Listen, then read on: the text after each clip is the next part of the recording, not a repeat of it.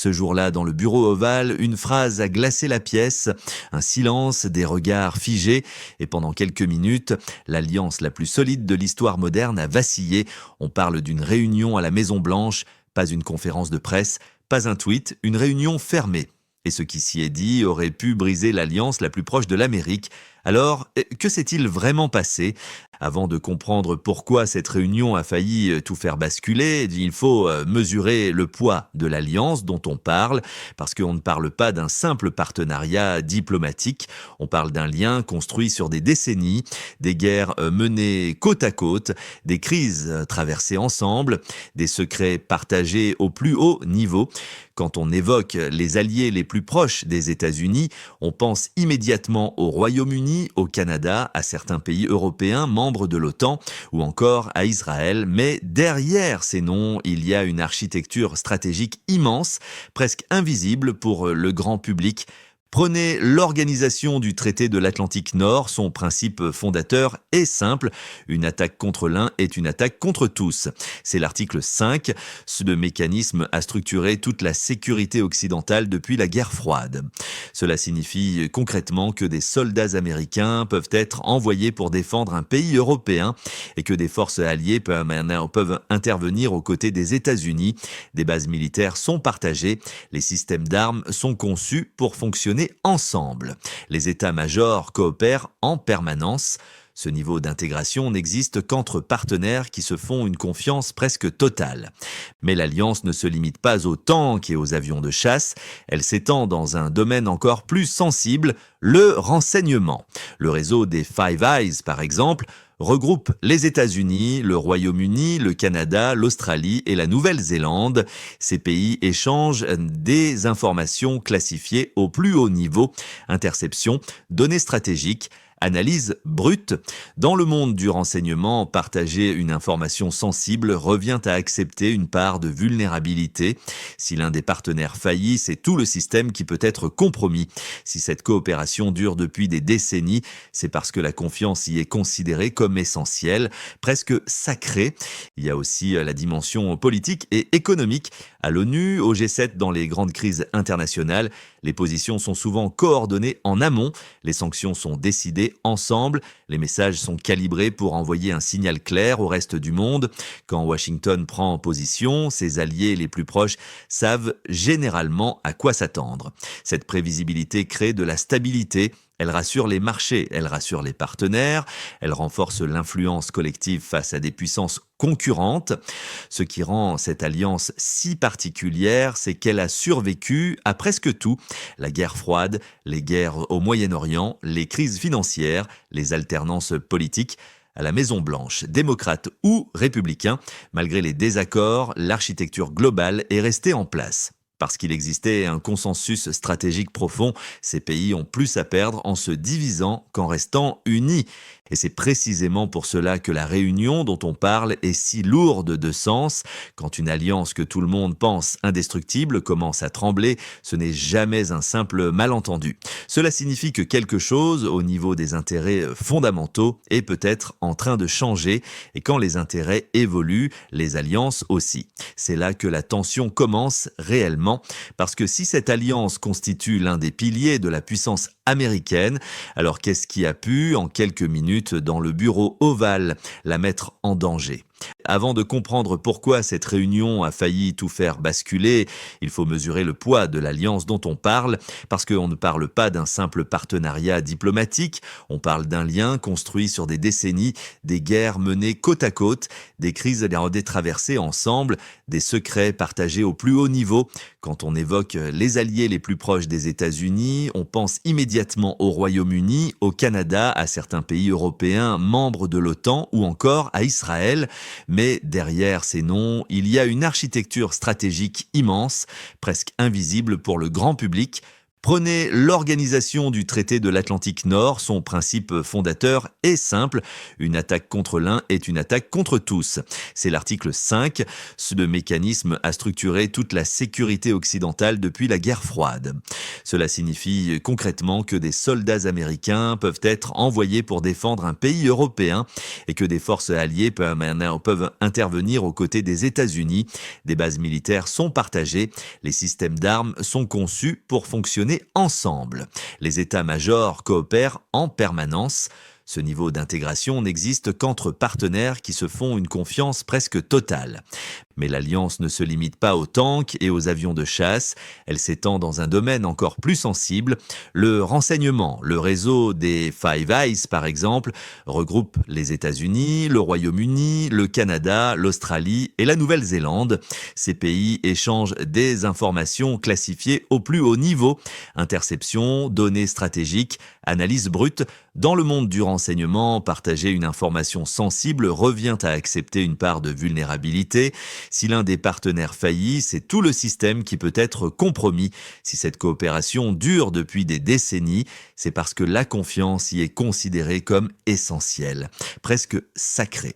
Et maintenant, on arrive au cœur de l'histoire. La réunion devait être classique, officielle, presque routinière. Une rencontre entre chefs d'État et conseillers à la sécurité nationale dans le bureau ovale de la Maison-Blanche, caméra au début, sourire protocolaire, poignée de main bien calibrée, puis les portes se ferment et c'est là que tout change.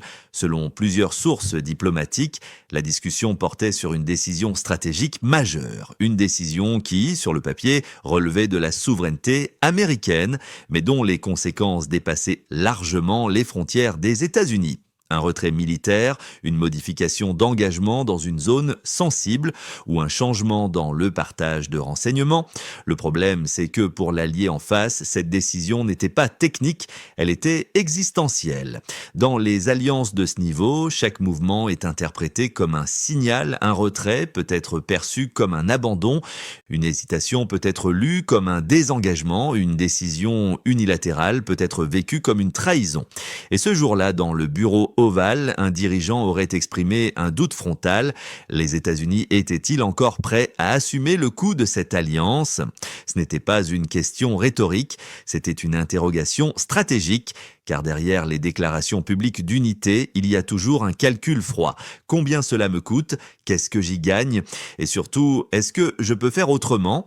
Pour l'allié présent dans la pièce, le message était clair. Si Washington change de posture, tout l'équilibre régional peut basculer. Imaginez un pays qui base sa défense nationale sur la garantie américaine, ses investissements militaires, ses alliances secondaires, sa diplomatie régionale. Tout est structuré autour de cette promesse implicite. Les États-Unis seront là. Si cette promesse devient floue, même légèrement floue, c'est toute la stratégie nationale qui doit être repensée. Et c'est là que la tension monte, parce que dans ce type de réunion, les mots ne sont jamais neutres. Un peut-être peut être entendu comme un non. Un on verra peut sonner comme un désengagement progressif. Les conseillers tentent donc d'arrondir les angles, les diplomates reformulent, on parle de réévaluation stratégique, de priorité nationale, de rééquilibrage. Mais le fond du problème reste le même. Les intérêts ne sont plus parfaitement alignés. Et quand les intérêts divergent, même légèrement, la confiance commence à se fissurer. Ce moment-là est crucial parce qu'une alliance ne se brise pas en un jour, elle s'érode. D'abord un doute, puis une prudence, puis une diversification. L'allié peut commencer à renforcer ses propres capacités militaires, à explorer d'autres partenariats, à ouvrir des canaux discrets avec d'autres puissances, pas par hostilité, par prudence. Et du côté américain, la logique peut être similaire. Pourquoi supporter seul un coût stratégique si l'environnement mondial change ? Pourquoi maintenir des engagements lourds si l'opinion publique devient plus isolationniste ? C'est cette collision de logique qui aurait rendu la réunion explosive. Pas de cri, pas de rupture officielle, mais un constat brutal, la certitude mutuelle qui soutenait l'alliance n'était plus absolue, et dans les relations internationales, ce n'est pas la rupture ouverte qui est la plus dangereuse, c'est le doute, parce que le doute oblige chacun à se préparer au pire, et à partir de là, même si l'alliance survit, elle n'est plus exactement la même, et c'est là qu'on comprend pourquoi ce moment était potentiellement explosif, parce que quand une alliance de ce niveau vacille, les conséquences ne sont jamais seulement diplomatiques, elles sont stratégiques, militaires, géopolitiques.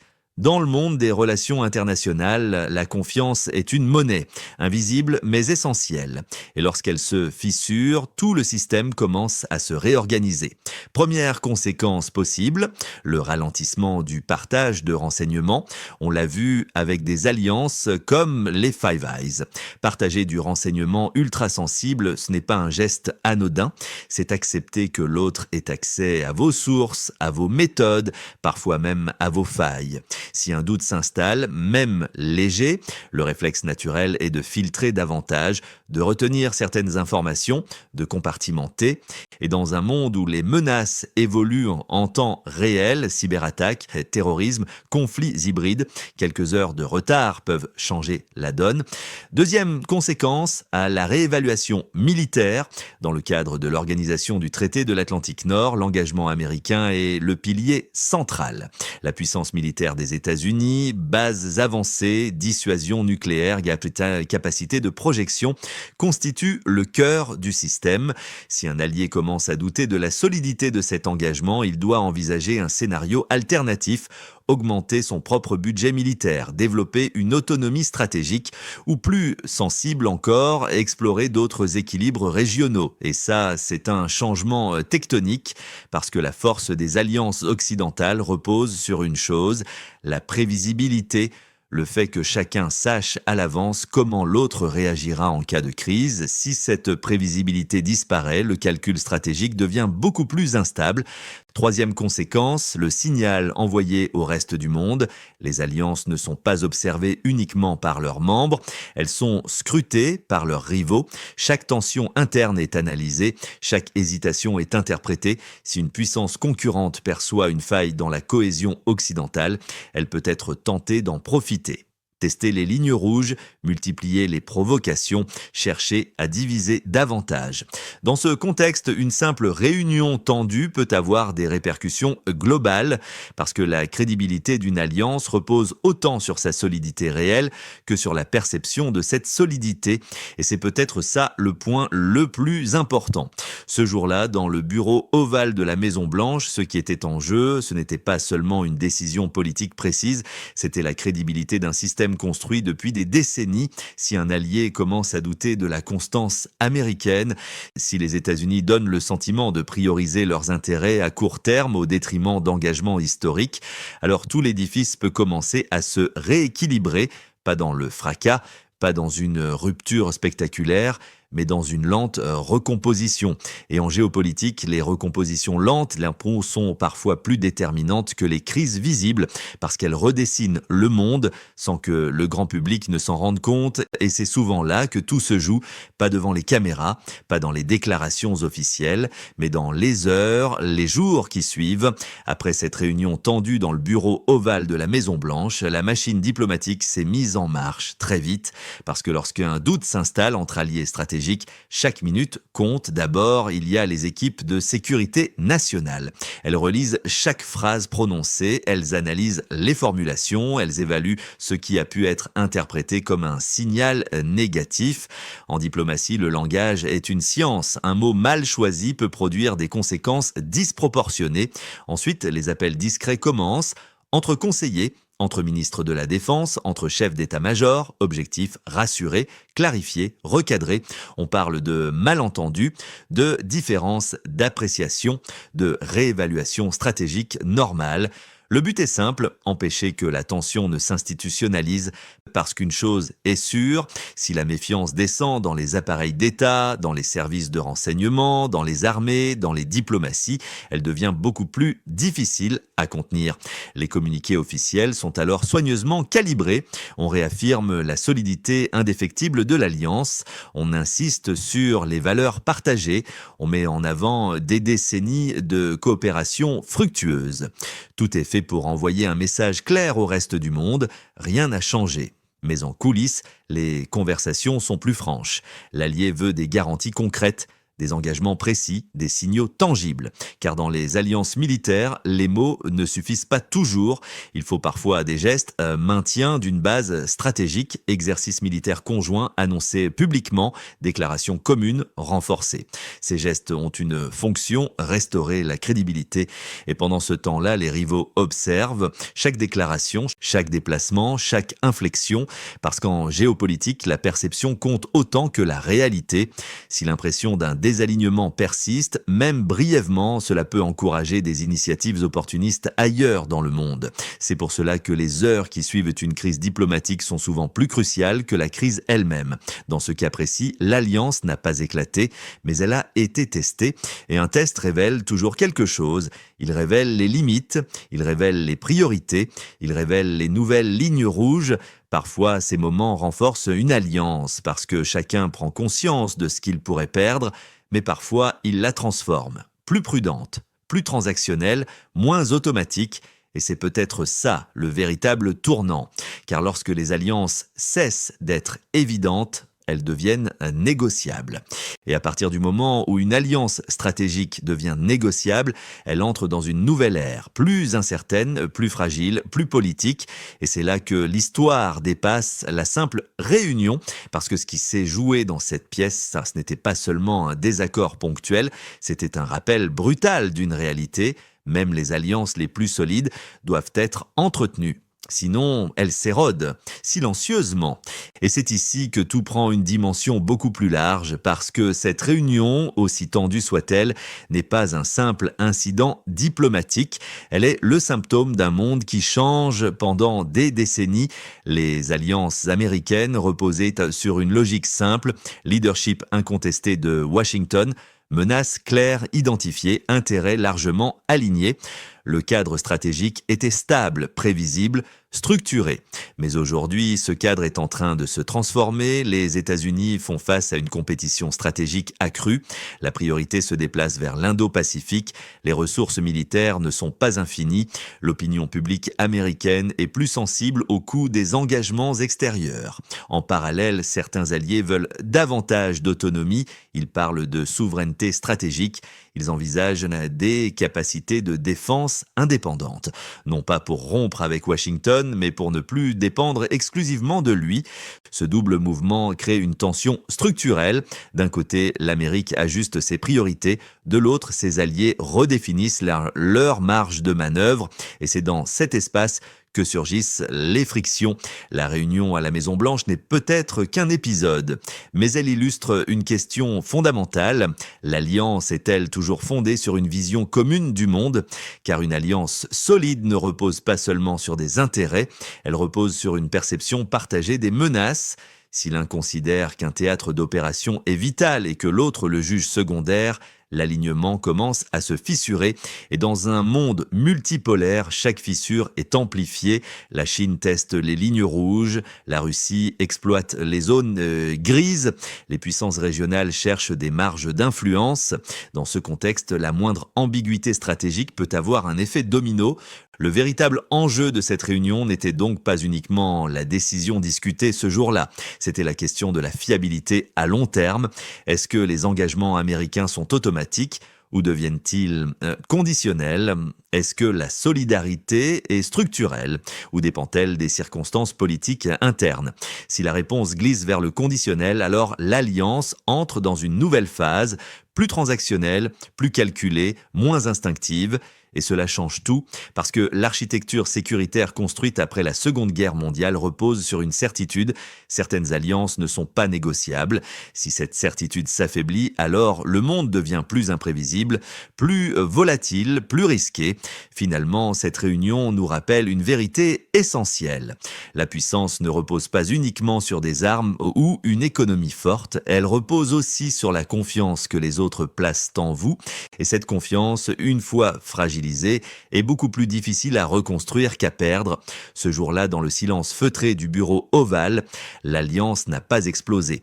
Mais elle a été confrontée à une question simple, presque brutale. Est-ce que nous voulons encore exactement la même chose ? Et dans la géopolitique moderne, c'est parfois la question la plus dangereuse de toutes. Et au final, c'est peut-être ça le plus troublant, il n'y a pas eu de rupture officielle, pas de conférence dramatique, pas de traité dénoncé, l'alliance a survécu, mais quelque chose a changé, parce que dans les relations internationales, les séismes ne sont pas toujours visibles, parfois ce sont des micro-fissures, invisibles au grand public, silencieuses, progressives. Ce jour-là, dans le bureau ovale de la Maison-Blanche, il ne s'agissait pas seulement d'un désaccord stratégique, il s'agissait d'un test, un test de confiance, un test de priorité, un test de loyauté. Et même si l'alliance a tenu, le simple fait qu'elle ait vacillé envoie un message au monde entier. Les équilibres géopolitiques ne sont jamais figés, les alliances ne sont jamais acquises, et même les partenariats les plus solides doivent être constamment réaffirmés. Parce qu'à l'ère des grandes puissances concurrentes, des guerres hybrides et des rivalités économiques, la crédibilité est une arme. Et lorsqu'elle s'érode, même légèrement, tout le système international peut se réajuster autour de cette faille. La vraie question désormais n'est pas de savoir si l'alliance a survécu. La vraie question, c'est pour combien de temps restera-t-elle aussi solide qu'avant? Et surtout, si un jour, une autre réunion dans la même pièce pousse la tension un cran plus loin, est-ce que l'équilibre tiendra encore? C'est dans ces instants invisibles, derrière des portes closes, que se redessine parfois l'ordre mondial. Et nous, on doit apprendre à lire entre les lignes.